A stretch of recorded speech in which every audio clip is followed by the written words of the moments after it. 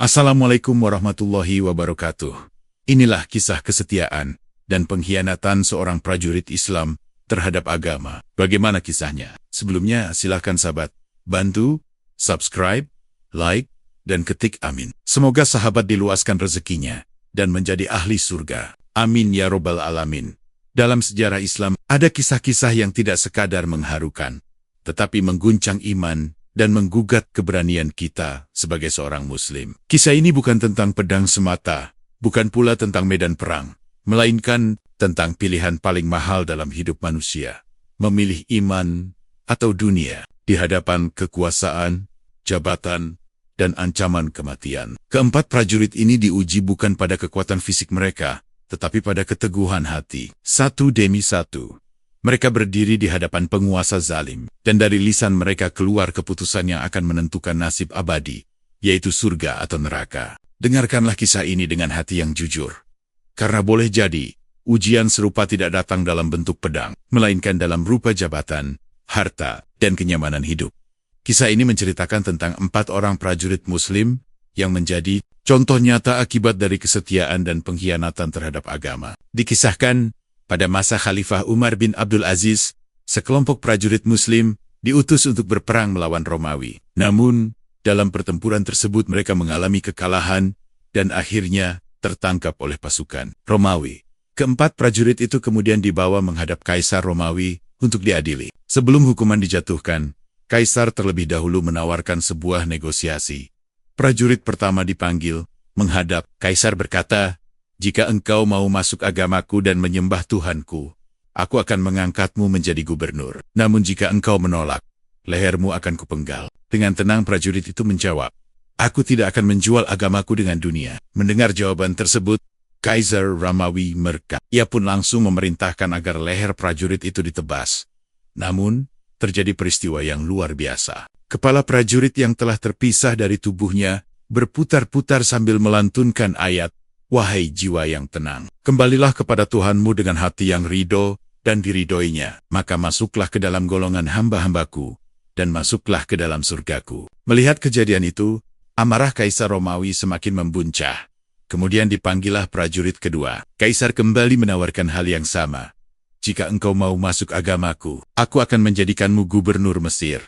Aku tidak akan memenggal lehermu sebagaimana temanmu." Prajurit itu menjawab dengan tegas, "Aku tidak akan menjual agamaku dengan dunia. Engkau berkuasa memotong tubuhku, tetapi engkau tidak berkuasa memotong imanku." Maka leher prajurit itu pun ditebas. Kejadian ajaib kembali terulang. Kepalanya berputar-putar sambil melantunkan ayat, maka ia berada dalam kehidupan yang diriduk di dalam surga yang tinggi, yang buah-buahannya dekat. Setelah itu, kepala tersebut berhenti dan berkumpul di sisi kepala prajurit pertama. Kemudian dipanggil prajurit ketiga. Kaisar bertanya, "Sekarang katakan, apakah engkau bersedia masuk agamaku dan aku jadikan engkau gubernur?" Prajurit itu terdiam sejenak, lalu berkata, "Baiklah, aku memilih masuk agamamu. Aku memilih dunia daripada akhirat." Mendengar itu, Kaisar tertawa puas dan berkata kepada para menterinya, "Berikan kepadanya lencana, pangkat, dan jubah kebesaran.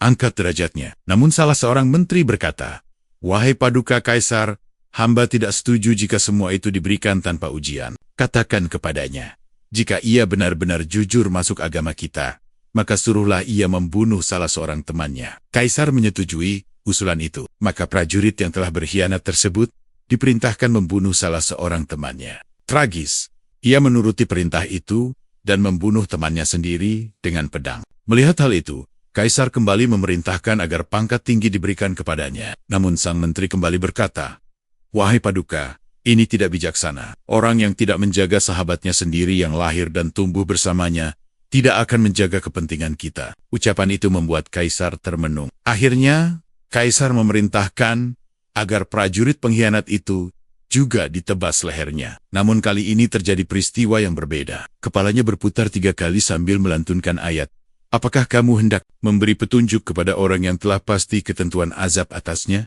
Apakah kamu akan menyelamatkan orang yang berada dalam api neraka?" Setelah itu, kepala tersebut berhenti di sudut lapangan, tidak bergabung dengan kepala 2 prajurit sebelumnya. Kisah 4 prajurit ini meninggalkan pelajaran yang tajam dan tak terbantahkan.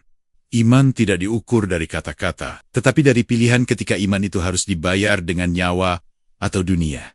Dua prajurit pertama kehilangan kepala, namun justru memperoleh kehidupan yang kekal dan dimuliakan oleh Allah. Sementara satu prajurit memilih dunia, ia mendapatkan kehinaan di dunia dan isyarat azab di akhirat. Pengkhianatan tidak pernah melahirkan kemuliaan dan kesetiaan kepada agama, meski terasa pahit, selalu berakhir manis di sisi Allah.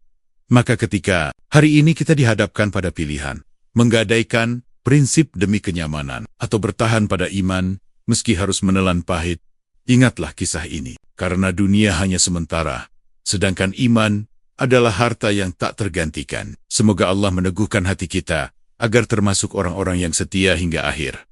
Amin. Wallahu a'lam.